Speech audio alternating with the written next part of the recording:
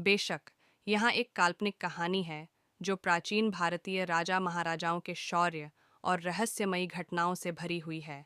राजा विक्रम सिंह और रहस्यमयी योगिनी। बहुत समय पहले एक विशाल और समृद्ध राज्य पर राजा विक्रम सिंह का शासन था।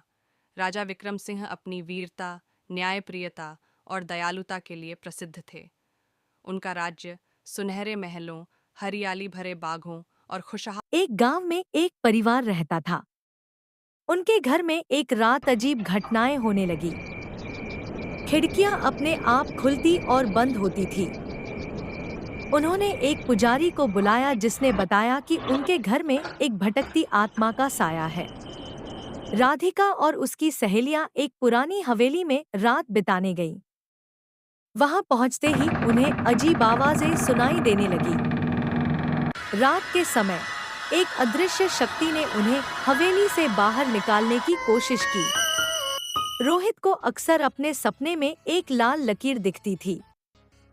एक दिन उसने देखा कि उसके सपने की लकीर उसके घर तक आ पहुंची है। उस लकीर के पीछे चलते हुए उसने पाया कि वह एक पुरानी कब्रिस्तान की ओर जा रही थी। अरे यार, ये कैसी सपना है।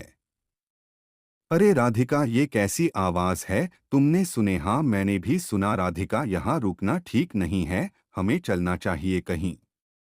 हम किसी मुसीबत में ना फंस जाए। हाँ, तुम ठीक कह रही हो। और राधिका हवेली से चली जाती है, बहुत डरी हुई है। अरे कालू भैया, तांत्रिक से बात किया? हाँ रामू, मैंने बात की है। वो 1-2 दिन में आ जाएंगे, तुम चिंता मत करो और घर जा। एक बार की बात है, एक छोटे से गांव में एक युवक था जिसका नाम रवि था। रवि को साहसिक यात्रा का बहुत शौक था। एक दिन उसने गांव के बाहर के घने जंगल में जाने का निर्णय लिया।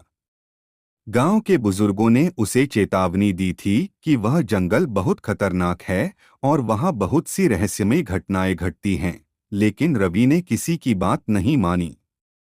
रवि ने अपनी यात्रा की तैयारी की और सुबह सुबह जंगल की ओर निकल पड़ा।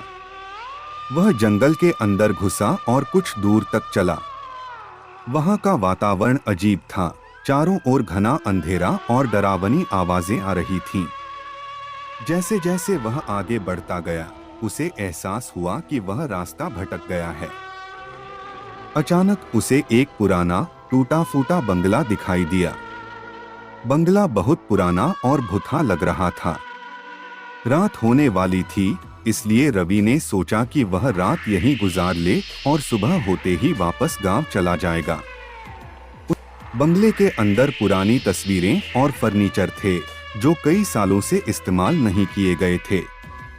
रवि ने एक कोने में अपने लिए जगह बनाई और सोने की कोशिश करने लगा, लेकिन उसे नींद नहीं आ रही थी क्योंकि हर थोड़ी देर में उसे अजीब आवाजें सुनाई दे रही थीं, जैसे किसी के कदमों की आवाज, दरवाजों के खटखटाने की आवाज और कभी-कभी तो किसी के हंसने की आवाज भी। रवि डर के मारे कांपने लगा और आवाजों का पीछा किया। वह एक कमरे से दूसरे कमरे में गया, लेकिन उसे कुछ भी नहीं मिला। अंत में वह एक पुराने धूल भरे कमरे में पहुंचा। वहां उसने देखा कि दीवार पर एक बहुत बड़ी तस्वीर टंगी हुई थी। 2 साले राजू और नन्हे अपनी अपनी पत्नियों के साथ उससे मिलने आते हैं। राजू धर्मदास से बोलता है, वाह जीजा जी, क्या मकान लिया है आपने।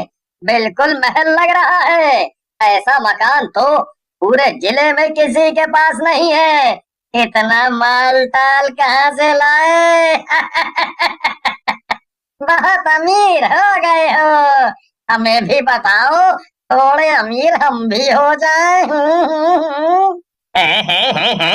तुम दोनों मेरे साले ना होते तो तुम दोनों को इस महल का चौकीदार बना देता। कहाँ से लाए हो पैसा। अरे भाई, मेहनत के हैं और क्या, जो तुम दोनों नहीं करते, करो तो तुम भी अमीर हो जाओगे। तेरी ये गलती है कि तू इस कंगाल खानदान में पैदा हुआ और इस जोकर राजू का भाई है, समझा। सुनकर परेशान हो गई हूँ। या तो अब ये घर में रहेगी या मैं। फिर सोनी मुंह ऐंठ